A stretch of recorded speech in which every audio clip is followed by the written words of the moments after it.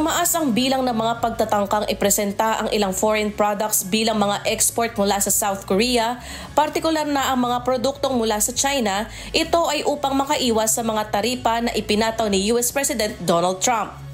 Ayon sa ulat, natuklasan ng Korea Customs Service ang paglabag na nagkakahalaga ng 29.5 billion won o katumbas ng 1.1 billion piso sa unang quarter ng taon, kung saan 97% ay patungong US. Mas mataas ito kumpara sa kabuuang 34.8 billion won o 1.4 billion piso na naitalang paglabag para sa buong taong 2024.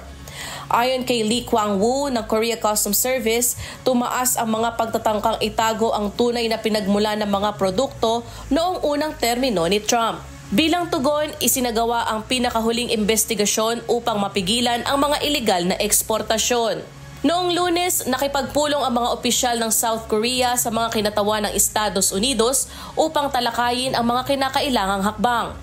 Natuklasan sa investigasyon ang ilang produkto gaya ng cathode materials at surveillance cameras na mula sa China na ipinalabas na gawa sa Korea.